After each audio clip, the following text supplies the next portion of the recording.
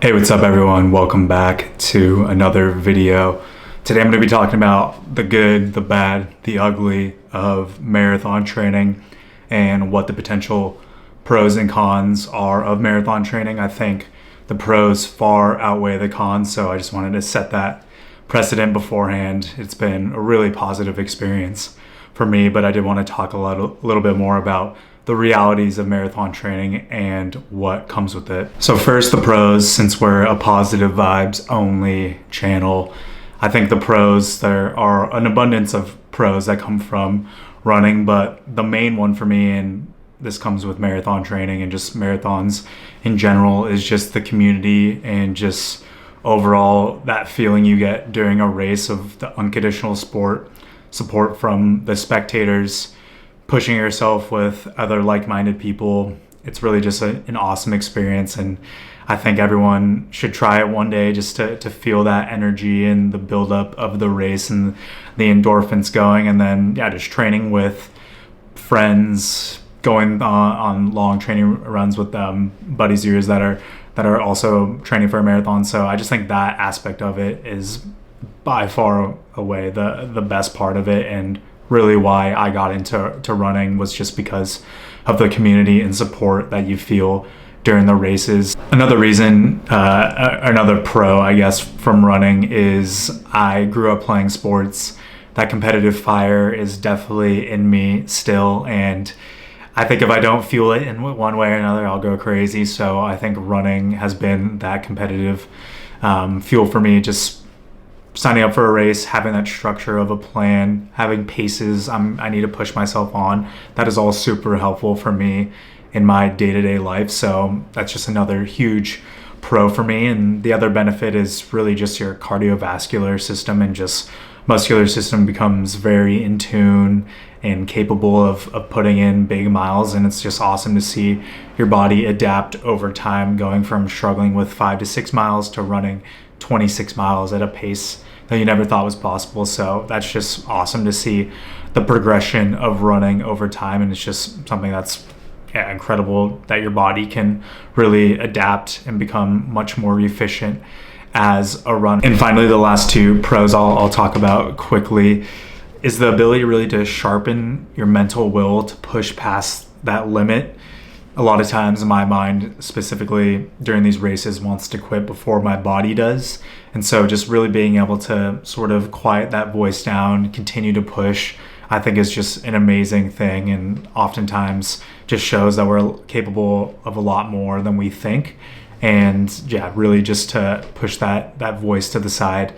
And finally, I think this is probably my favorite thing to do. It's tell everyone that you ran a marathon, have it become your personality, talk about it at any chance possible, bring it up in conversations when they're talking about anything else, politics maybe. Just throw in that you run marathons. It's one of the main benefits of it. And people enjoy hearing it apparently. So that's just the final benefit of running.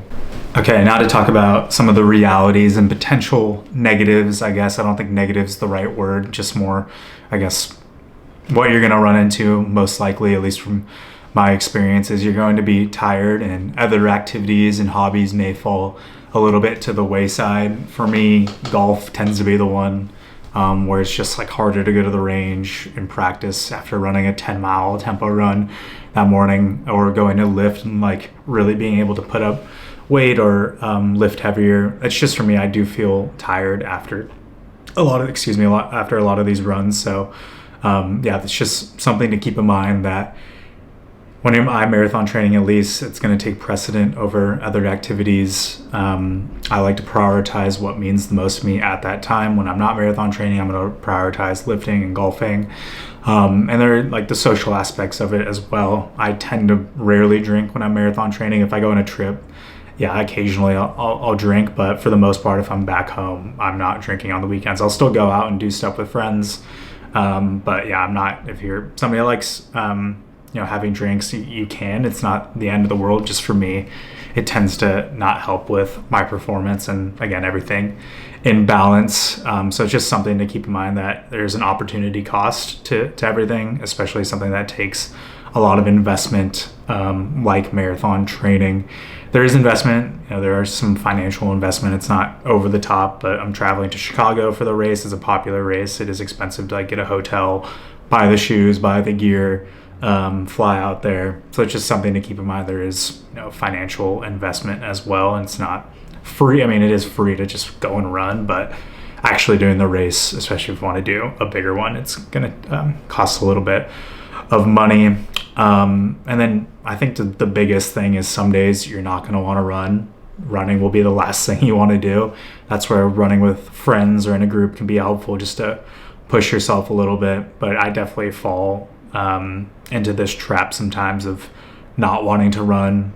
You've ran 4 days in a row, now you have to go put out 10 miles or something along those lines is sort of the last thing you want to do. But that's where you really build up that muscular endurance and ability to put on the miles, because the marathon is going to be tough.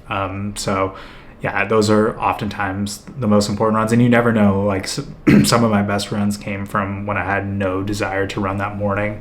It'll just be like a beautiful sunset, and you'll have the perfect song come on, and it'll be like a nice little runner's high, and you wouldn't have got that if you didn't go on the run. So yeah, just something to keep in mind as training really gets, once you get into the meat of it, that it will become monotonous, and there will be some days where you definitely don't want to run. But it is important to run. Stay at it, follow a plan, get a coach. I think that stuff can be helpful, especially when the motivation is lacking. And then finally, your body composition is going to change a bit. For me, I lose more muscle as I'm not lifting as heavy or as often. Some people gain weight. I know running has historically been a way to lose weight, but some people will gain weight. You're most likely not going to look like the next person. Everyone's different.